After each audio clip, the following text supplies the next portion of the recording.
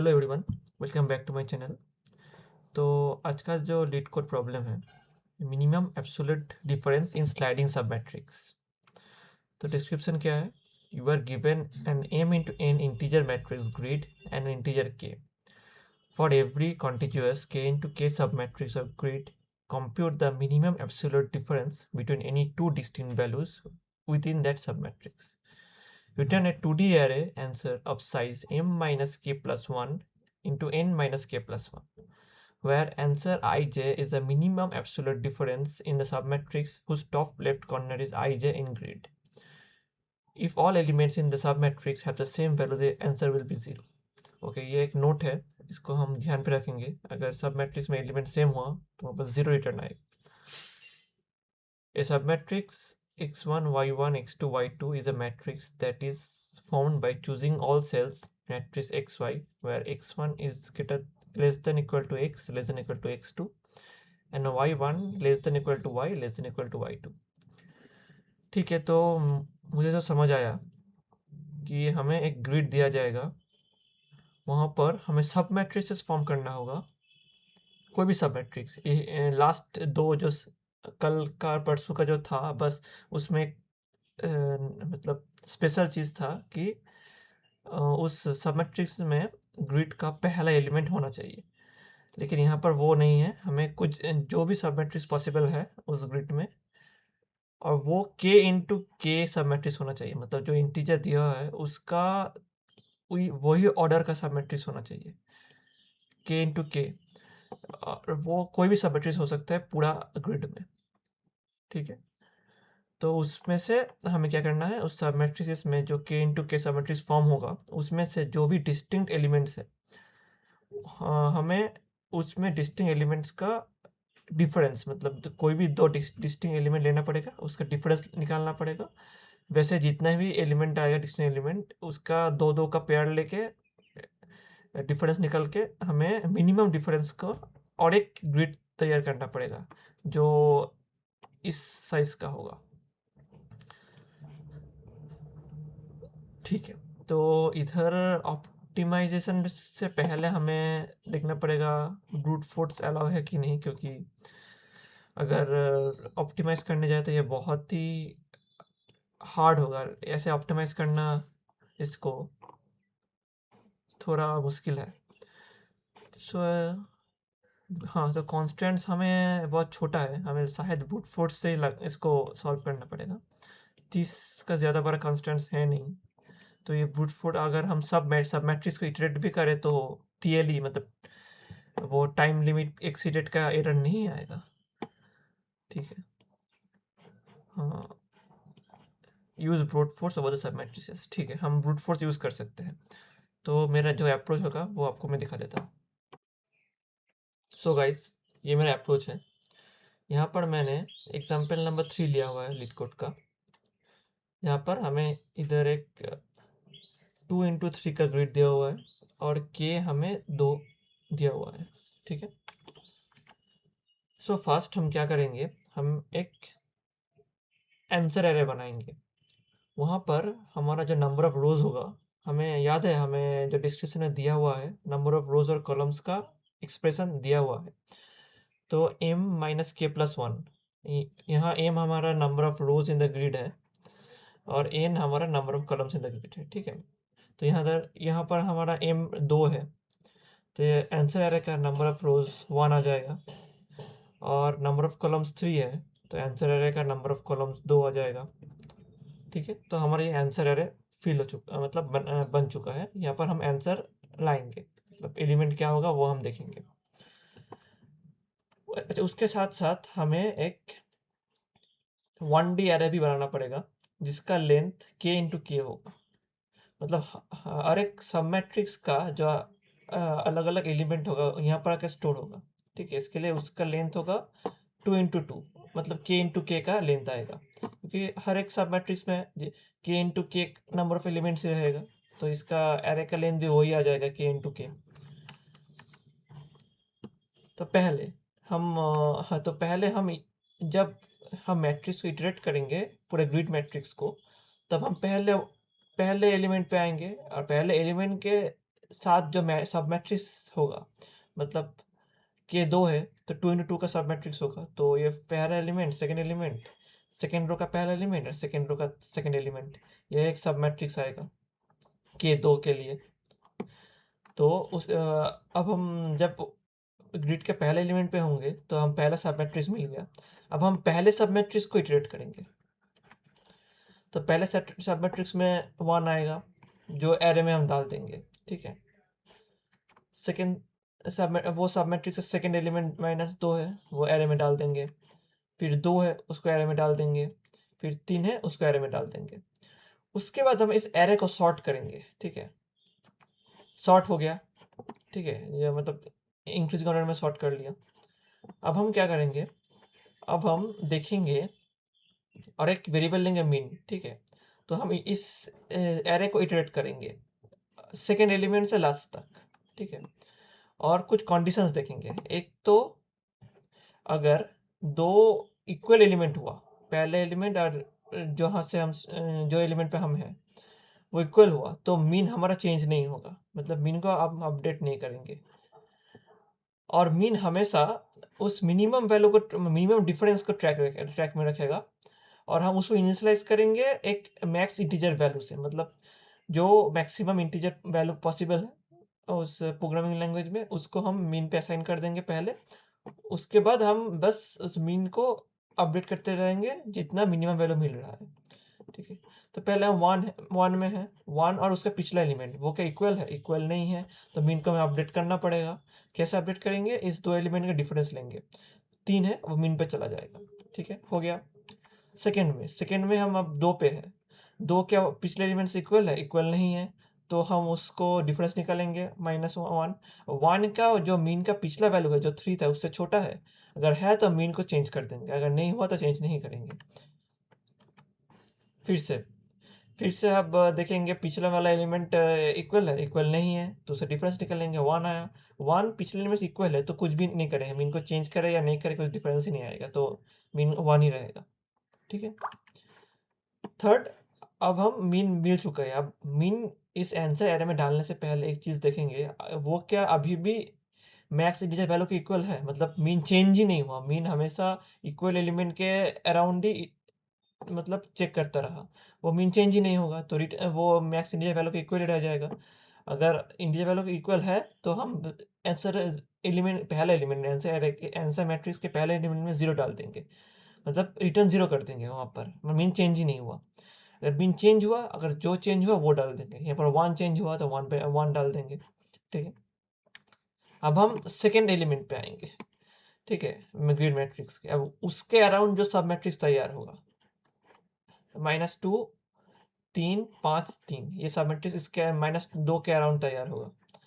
तो उसके लिए भी सेम चीज़ करेंगे जो 1 पिछले एलिमेंट के लिए किया हमने। पहले -2 को एरे में डालेंगे, 3 को डालेंगे, 3 को डालेंगे, 5 को डालेंगे।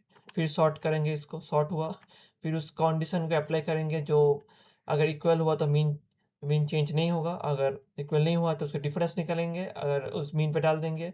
और वो ऐसे करके पूरा एरे इटरेट करेंगे, और जो मिनिमम वैल्यू है मीन का, वही असाइन करते रहेंगे मीन पे। अगर लास्ट में जाके अगर वो मैक्स इंटीजर वैल्यू के इक्वल नहीं हुआ तो जो आया आंसर वही डाल देंगे, अगर इक्वल हो गया तो 0 डाल देंगे। तो यहाँ पर 1 2 आया, तो इधर 1 2 आंसर हो गया, इधर 0 नहीं आया, 2 आ गया। और यहाँ पर जाकर हमारा आंसर एरे जो बना था, जो हमने आंसर मैट्रिक्स बनाया था, उसका सारे इसका सारे एलिमेंट फिल हो चुके हैं, मतलब सारे सेल्स फिल हो चुके हैं, तो और नहीं है, तो हम और इटरेट करेंगे ही नहीं ग्रिड को। यहाँ पर ही आंसर हमारा आ गया 1 2, तो इधर जाके हमारा आंसर खत्म हो जा रहा है। तो यही है मेरा अप्रोच, देखते हैं इसको जावा पे इम्प्लीमेंट करते हैं। सो हम जावा पे आ चुके हैं। तो इधर हमें पहले जो आंसर चाहिए, मतलब एक जो मैट्रिक्स चाहिए हमें, आंसर मैट्रिक्स, उसको बना लेते हैं equal to new int.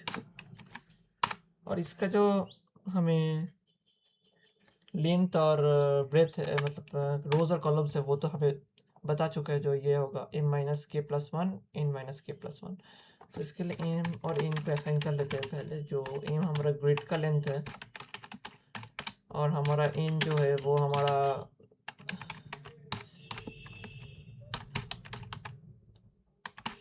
Number of columns है, ठीक है। तो इधर जो होगा m प्लस के माइनस वन n प्लस के सॉरी m माइनस के प्लस वन m माइनस के प्लस वन और n माइनस के प्लस वन, ठीक है। और इसको हम रिटर्न करेंगे बाद में, तो रिटर्न कर लेते हैं रिटर्न आंसर, ठीक है, हो गया। अब जो चाहिए, अब हमें इस ग्रिड को इटरेट करना पड़ेगा। उसके लिए हमें int i equal to 0 i less than m i plus plus, ठीक है। For int j equal to 0 j less than n j plus plus, ठीक है।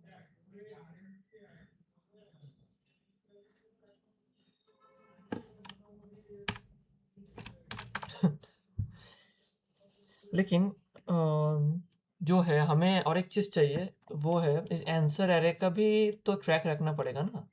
तो इसके लिए उसके लिए दो वेरिएबल्स ले लेते हैं, एक rows equal to 0 col is equal to 0 rows okay. तो rows equal to 0 col is equal to 0, ये हमारा आंसर एरे का ट्रैक में रखेगा इंडेक्सेस। तो अगर हमें कहाँ इसको ब्रेक करना होगा उसको देखना पड़ेगा ना। हमें इस इटरेशन को तो फुल नहीं करना है, मतलब हमें इटरेट नहीं करना है पूरा। तो हम इसको ब्रेक कर देते हैं जहाँ पर भी ये जो रोज का वैल्यू होगा, रोज का जहाँ भी वैल्यू इक्वल टू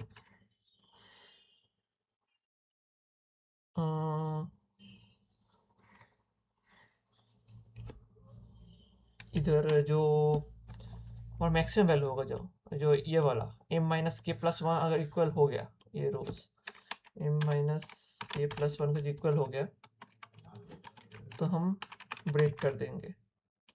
अच्छा, तो हमें इधर एक चीज़ करना होगा, आउटर। तो यहाँ पर आउटर के बाद इधर हम ब्रेक आउटर कर देंगे, मतलब ये लूप से बाहर आ जाएगा अगर रो इक्वल हो गया, ठीक है। अब हम क्या करेंगे, फॉर इंट नहीं सॉरी इक्वल हो गया अगर इफ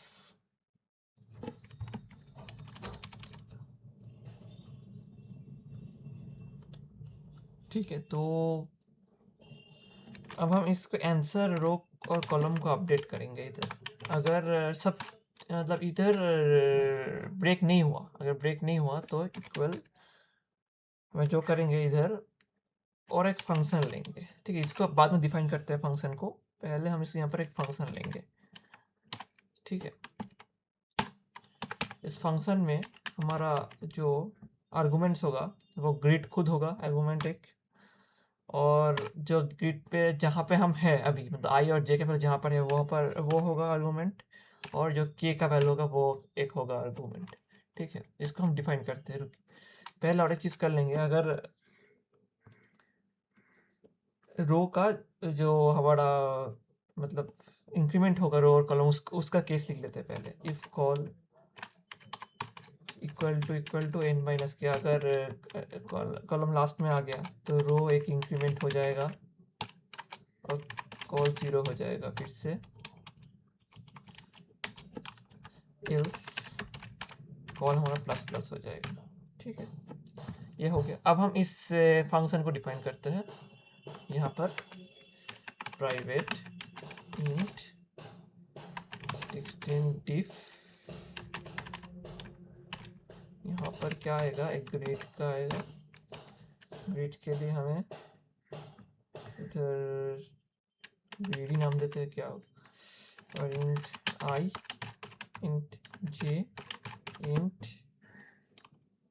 पी, ठीक है, ऐसे नाम दे देते हैं, ठीक है।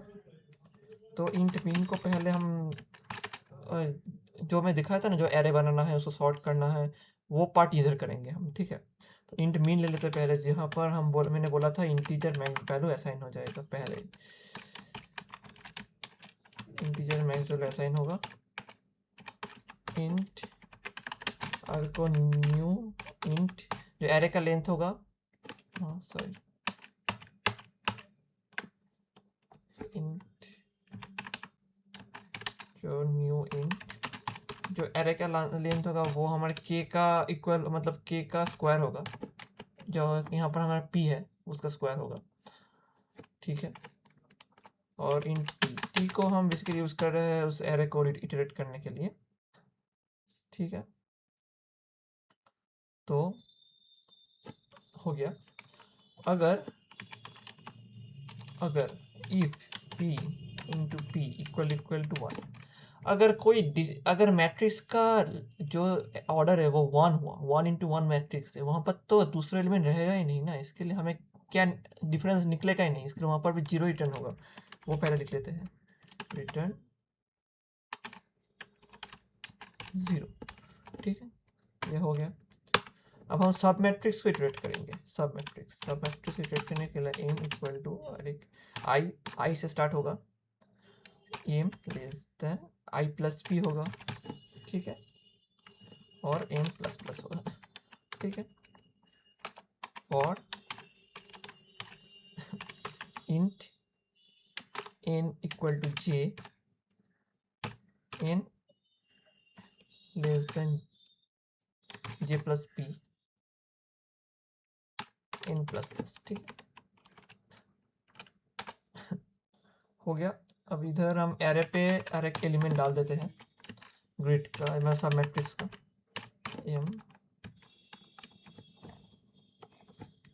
एन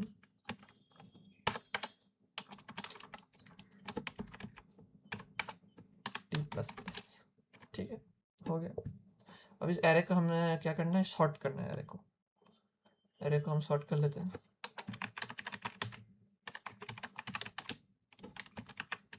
शॉर्ट हो गया एरे।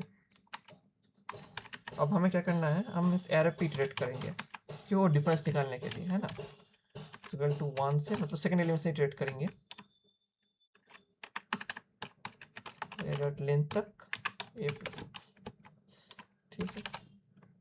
तो इधर अगर एरे का एलिमेंट इक्वल हुआ, ठीक है, मतलब पिछले एलिमेंट से इक्वल हो गया, तो हमें कंटिन्यू कर देना है, मतलब हमें नहीं जाना है आगे। अगर नहीं हुआ तो फिर क्या होगा, इस जो मैथ जो मीन होगा, मीन का पिछले एलिमेंट और नया जो डिफरेंस आया उसका, ठीक है, हो गया। लास्ट में अगर देखेंगे क्या मीन का वैल्यू चेंज हुआ कि नहीं हुआ,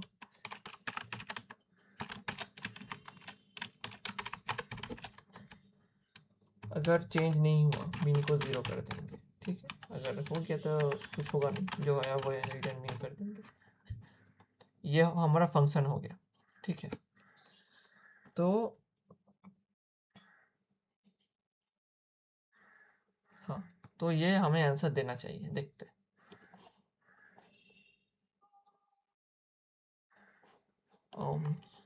कुछ सिंटैक्स एरर हो गया शायद, ठीक है।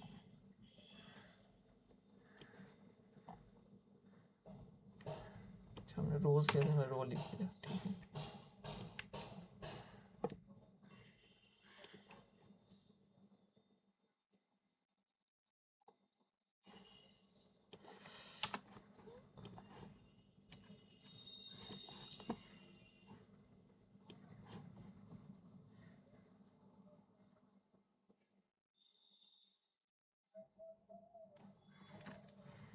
हम्म,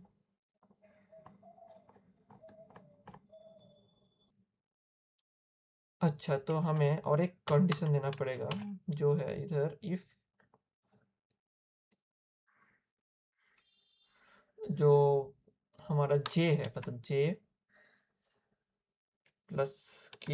प्लस के माइनस 1, ठीक है, मतलब जो k अगर जो कलम है सब मैट्रिक्स में अगर हम ऐसे एलिमेंट पे है, फॉर एग्जांपल हम अगर ग्रिड के लास्ट एलिमेंट पे हैं पहले रो के, तो वहाँ पर अगर हम कॉलम तो और है ही नहीं ना, उसको चेक करना होगा कि अगर हम सब मैट्रिक्स फॉर्म कर रहे हैं तो सब मैट्रिक्स पूरा सब मैट्रिक्स उस ग्रिड के अंदर आ रहा है कि नहीं आ रहा है। ठीक है, तो J+K-1, ठीक है। अच्छा, हम कलम देख रहे हैं लेकिन रो नहीं देखेंगे, क्योंकि रो अगर हम ऊपर से इटरेट करेंगे, ये जो हमारा एक्सप्रेशन है ना, जो यहाँ पर हमने जो आंसर एरे बनाया है, इस एक्सप्रेशन बस उसी रो तक वैलिड है, मतलब वहाँ उस जो रो का कंडीशन फेल होने से पहले ये आंसर एरे फिल हो जाएगा। इसके लिए रो नहीं देखेंगे, बस कलम देखेंगे।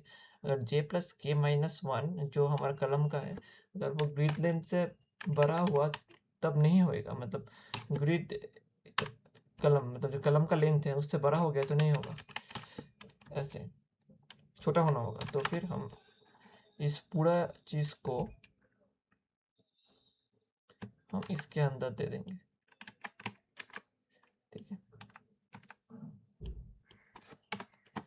इसको